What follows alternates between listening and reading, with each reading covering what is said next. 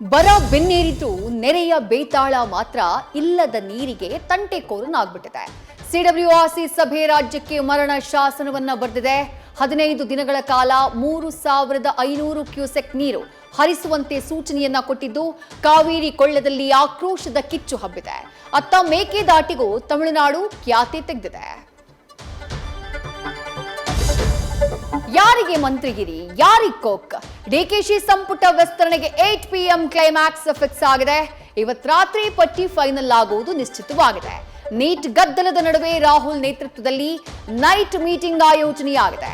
ರಾಜ್ಯದ ತ್ರಿಮೂರ್ತಿಗಳ ಪಟ್ಟಿಯ ಪರಾಮರ್ಶೆ ನಡೆಯಲಿದೆ. ಜೆನ್ಜೆ ಕಿಚ್ಚು ಸಂಸತ್ನಲ್ಲಿ ಧಗಧಗಿಸಿದೆ. ಲಾಠಿ ಏಟು, ಮಾತಿನ ಪೆಲೆಟ್ ಗನ್ ಫೈರ್ ಮಾಡಿದಂಥ ಪ್ರಿಯಾಂಕಾ ಗಾಂಧಿ ಹೃದಯದ ಕ್ಯಾಮೆರಾ ಆಂಗಲ್ ಬದಲಿಸಿ ಅಂತ ಮೋದಿಗೆ ಪಂಚ್ ಕೊಟ್ಟಿದ್ದಾರೆ. ಜೋಶಿಗೆ ರೇಪ್ ಸಮರ್ಥಕ ಅಂತ ರಾಹುಲ್ ಟೀಕಿಸಿದ್ದಾರೆ. ಅತ್ತ ವಿದ್ಯಾರ್ಥಿಗಳ ಮೇಲಿನ FIRಗಳಿಗೆ ಕಾಕ್ರೋಚ್ ಕೆರಳಿದೆ. ಅತ್ತ ನೀಟ್ ಕೋಲಾಹಲ, ಇತ್ತ KPSC ವಿರುದ್ಧ ಉದ್ಯೋಗಾಕಾಂಕ್ಷಿಗಳ ಹಾಲಾಹಲ. ಖಾಲಿ ಹುದ್ದೆಗಳ ಭರ್ತಿಗೆ ಆಗ್ರಹ ಹೆಚ್ಚಾಗಿದೆ. ಹೋರಾಟಕ್ಕೆ ವಿಜಯೇಂದ್ರ ಬಲ ಸಿಕ್ಕಿದೆ.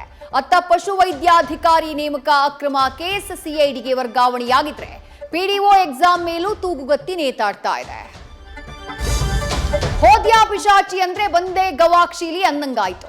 ಮರೆಯಾಗಿದ್ದಂಥ ಮಹಾಮಾರಿ ಕೋವಿಡ್ ಬೆಂಗಳೂರಿನ 4 ದೇಹವನ್ನ ಹೊಕ್ಕಿದೆ.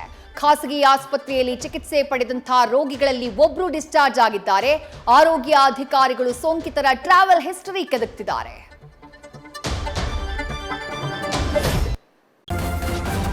ನ್ಯೂಸ್ ಫಸ್ಟ್ ನಿರ್ಭೀತಿಯಿಂದ ನಿಮ್ಮ ಪರವಾಗಿ.